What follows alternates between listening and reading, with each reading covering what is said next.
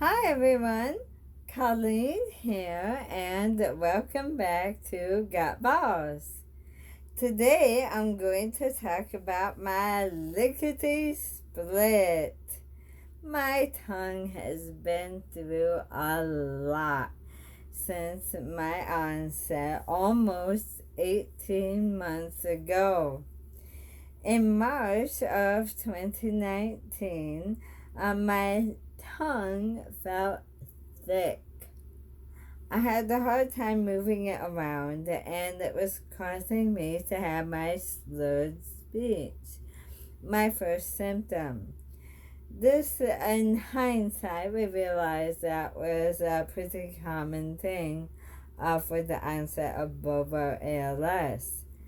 But about 3 or 4 months into my progression, which we are then in June, July, it's hot outside.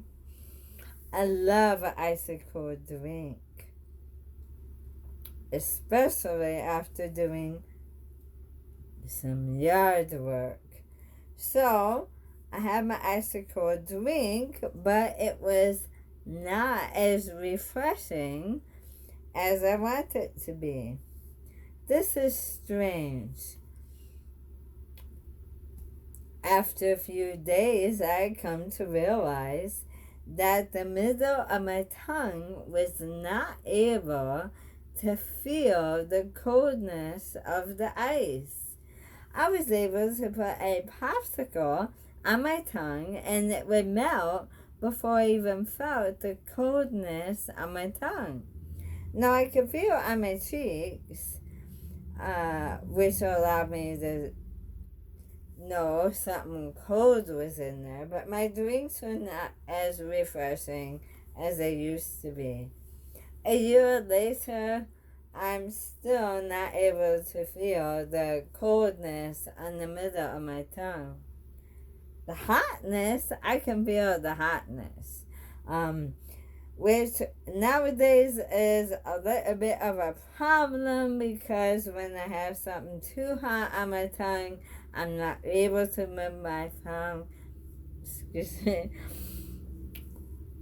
I'm not able to move my tongue fast enough to get the hotness out of the way. So I have burnt my tongue a few times, even recently.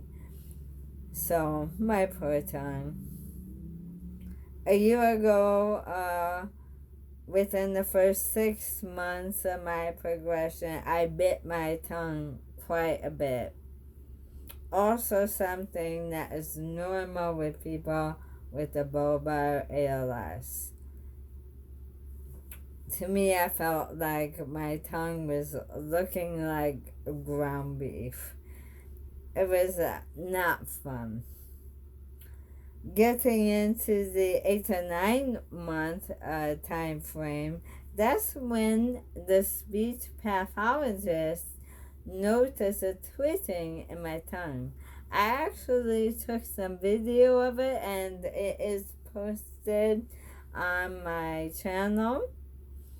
After I was diagnosed, the medicine I'm taking has reduced those fasciculations. So tongue fasciculations, very common with the bulbar ALS.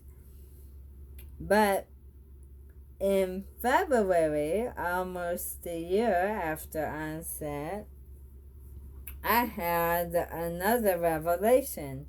And this came after I participated as a judge in the science fair project about brownies. I love brownies. Well, the students did some background research about taste buds. And reading through their research, they have pointed out that people who have a lot of taste buds are able to determine a wide variety of flavors. Their taste buds, because they have so many of them, they're able to determine a large number of different tastes. People who have less taste buds are unable to distinguish some of the more delicate flavors in the food.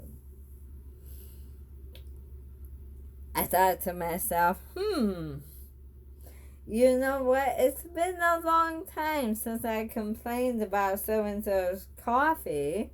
I wonder if the taste buds are being affected by the atrophy in my tongue. My tongue is shrinking, and I wonder if this means I'm having less taste buds because of that. I have been paying close attention to this, and I feel that it is true. My food is less flavorful. I am not as picky in my food. And I have been using the salt more often. I confess, I'm sorry. But my food just does not have the oomph it used to. Sometimes I burp. It's more exciting than the food I ate. And occasionally, some of the flavors, the spices, get caught in the back of my throat. Now, I don't remember tasting that particular spice, but as it is caught in the back of my throat, making my throat tingle, it's a very curious sensation, not quite wanting to gag or cough, but feeling that tingling of the spice in the back of my throat, especially when I didn't taste it on my tongue, very unusual. I've not seen that on the list of symptoms either. So, not sure if that's only limited to me. Maybe other people are having a liquid diet at this point in their progression, or they're on formula or feeding tube. They just don't notice this happening. I'm not sure, but it's kind of strange, and my poor tongue just keeps shrinking. Well, shrinking might not be the right word for it. It's more like shriveling, like a grape turns into a raisin.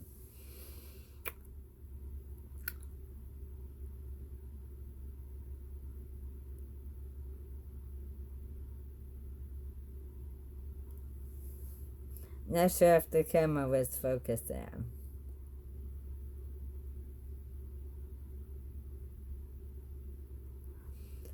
Will it stop? I don't know. I don't know if that is gonna keep shrinking or having atrophy, or if it will stop. I'm not sure. But I will keep you posted with upcoming videos as things progress and change for me. So thank you for watching, and as always, thank you for being a part of my journey.